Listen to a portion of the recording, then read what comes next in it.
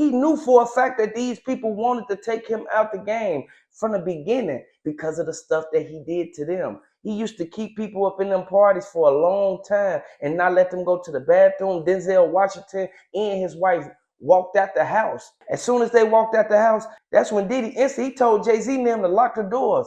Jay-Z and them know exactly what went down, and they know for a fact that they got word from everybody who was in New York that said that they set up Tupac and Biggie. You can't point the finger and say, okay, did he set up this person?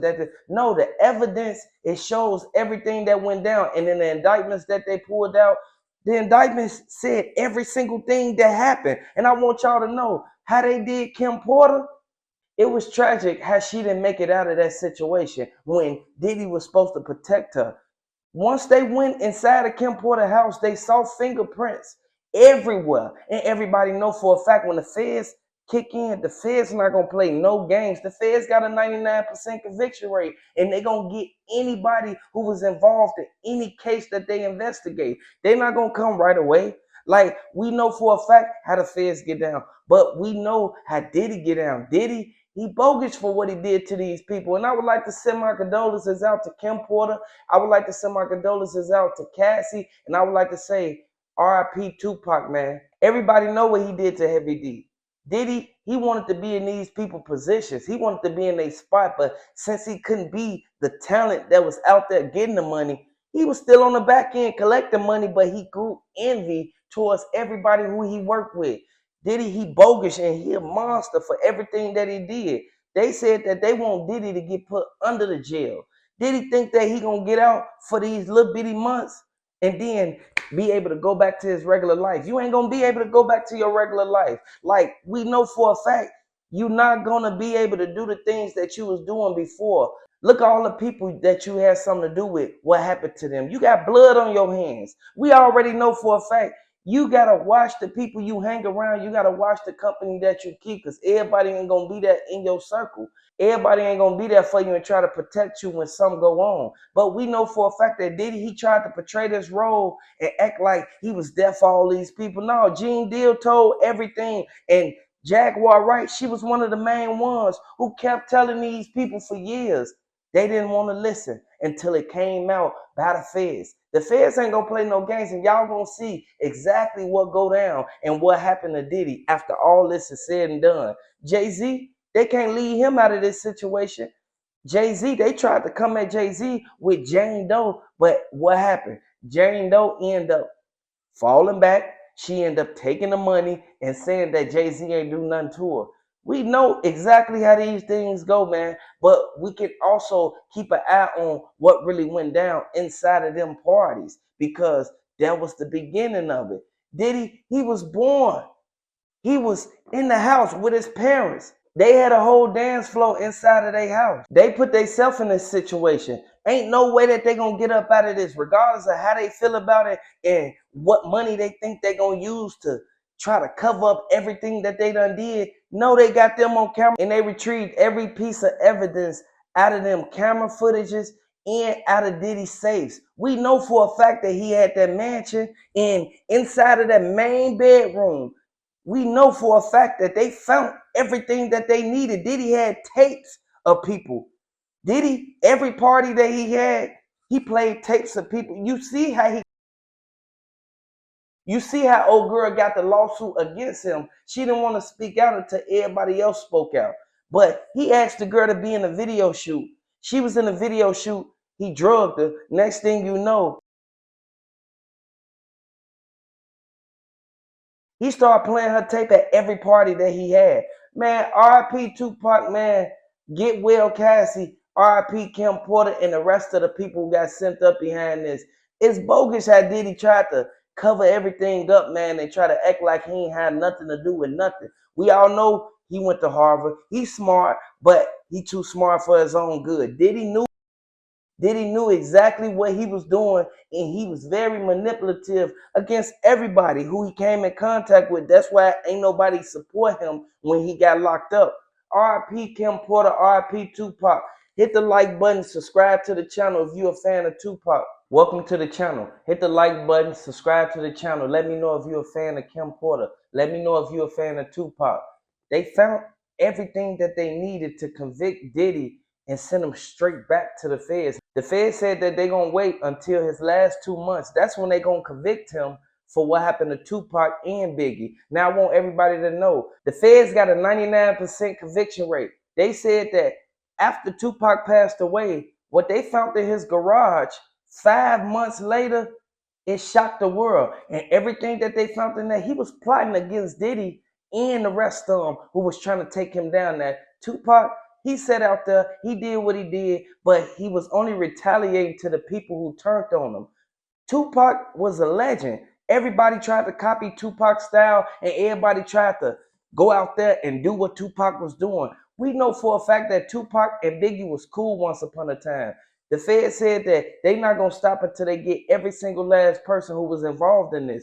The feds got the indictments and the affidavits that they needed. Now P. Diddy, he's going to jail. They just raided P. Diddy mansion. P. Diddy had on all black. The black shirt that he had on, that was the same shirt that he had on the footage that they reviewed. As soon as they came in, a lot of the feds, they posted outside. They wanted TD Jakes to come down from off that.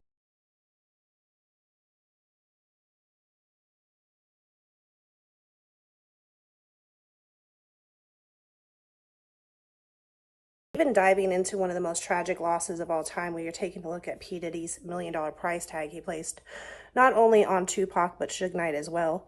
He told Keefe D they had to be eliminated. P. Diddy felt they were a problem and had to be resolved by eliminating them completely.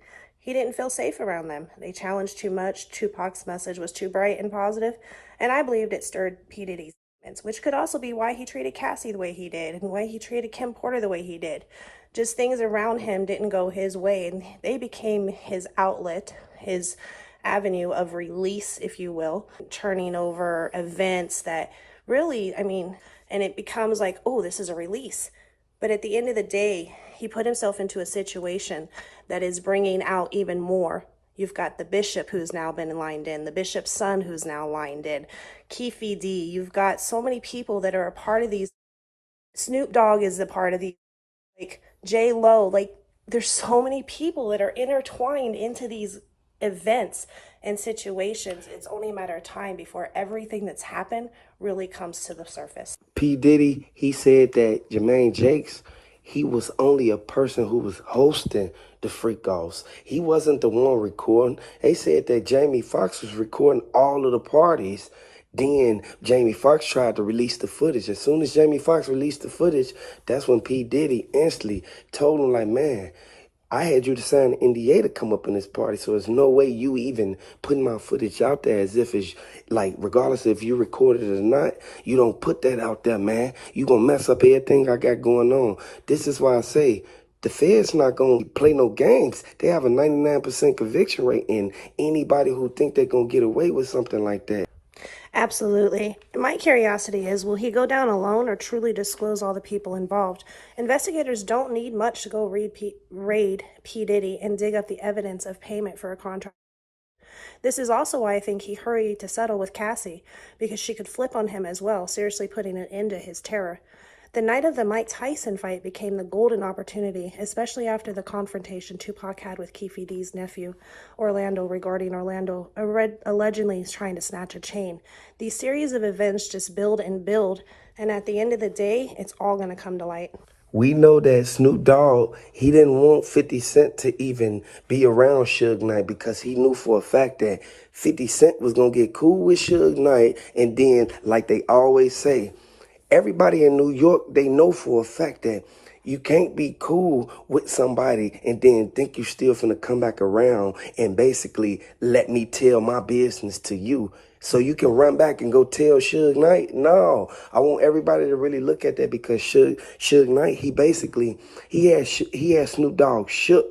But Snoop Dogg already said that he had nothing against Suge Knight. Only reason he slept with the fork and the butter knife is because he was on the jet and he couldn't leave out of no room because they was right there on the plane. He couldn't leave, do nothing. Everybody know that Greg Caden, he saw every single interview. He dissected it. He came all the way from L.A., all the way, drove far, all the way to Las Vegas just to get Keefe D. Keefe D brought this upon himself. It should have never went out like that because Greg Caden, he was recording them. He knew for a fact that it was some faulty play in this game, and I don't blame him because Tupac or Biggie, Kim Porter, nobody should have went out like that. When you got to also look at the buildup in the streets, there's already been a buildup between these two groups, shootouts, crossing turf, setting each other up, breaking into cars, blowing up cars. The storyline goes on forever. This builds a momentum for how they're going to react to, hey, here's $1 million price tag, go take out so-and-so. At the end of the day, they're going to fight for what they believe is theirs, but in the meantime, they're destroying millions and millions of lives and circling right back to the women that are in their lives. Your woman is supposed to be your peace and your safe zone, but you're supposed to be hers as well. So how does a woman feel safe when she knows she's going to get thrown against a wall because she doesn't want to perform a freak off?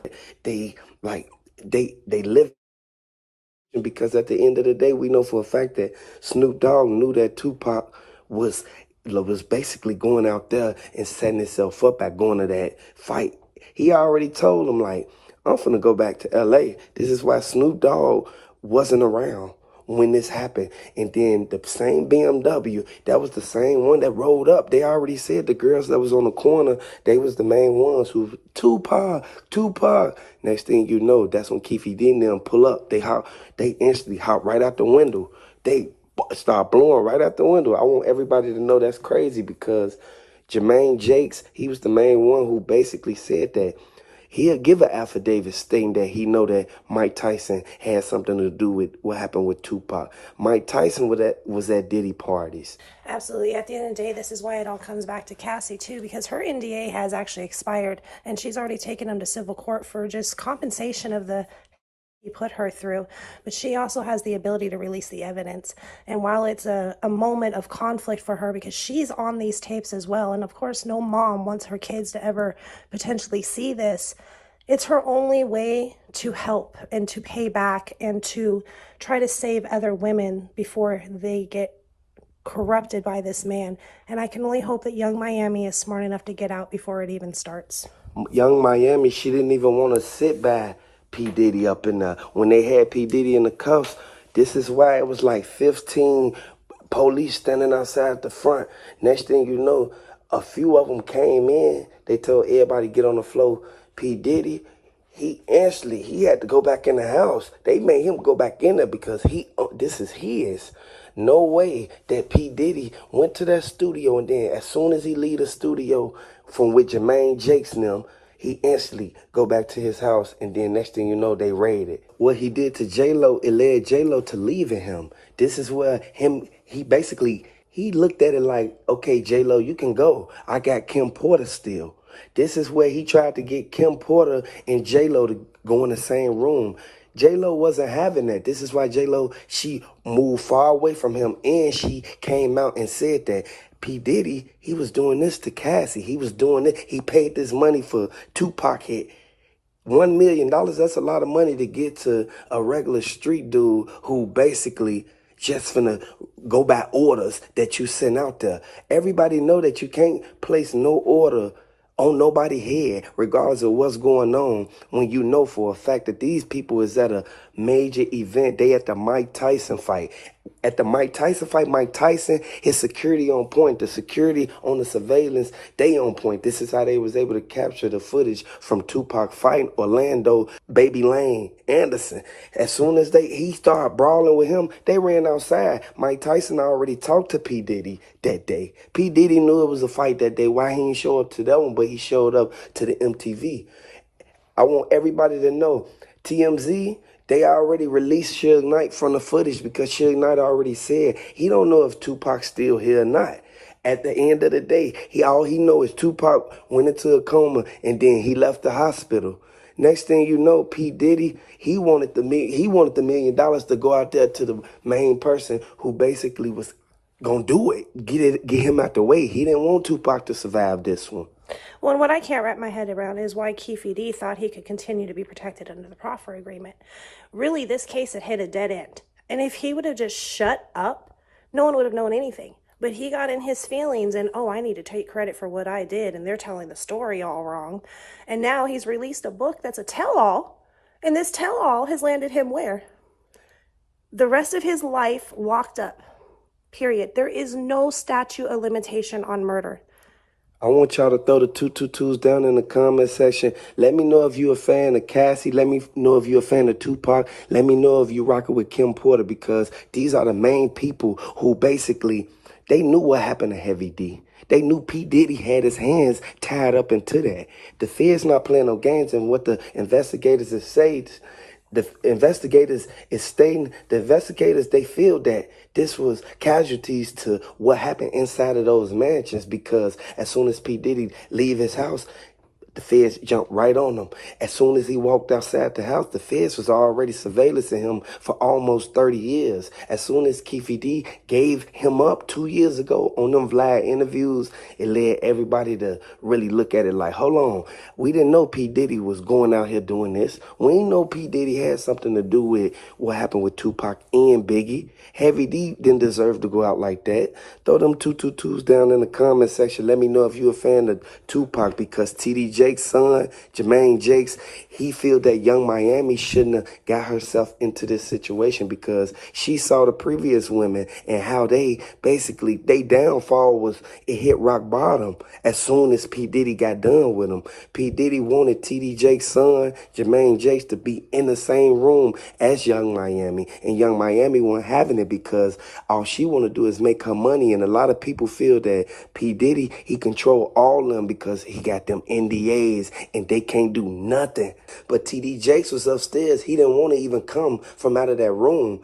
Everybody know that by them catching P. Diddy on the lawn, P. Diddy had on shorts. He was trying to go check the mail. As soon as he walked out there, they instantly, they saw him right there. This is what led them to investigating what was inside of the house. Whenever they have a search warrant, this is always something that they, like the procedure, they have to go through these procedures every time they come to somebody's house, because they just can't bust down the door unless the people who's on the inside don't want to let them in, knowing that the police is outside. Cassie said that Kim Porter, she wanted to get away from P. Diddy earlier in time, but Jermaine Jakes, he released the footage of Young Miami and them on them tapes. They said that TD Jakes was the main one in the act. He was right there. So I want everybody to know, I don't know how true it is, but TD Jake's son, Jermaine Jakes, he was the main one who basically, he had access to the footage because he was going over P. Diddy house more than a lot of people. And when his father was at work, he was over P. Diddy house watching the footage.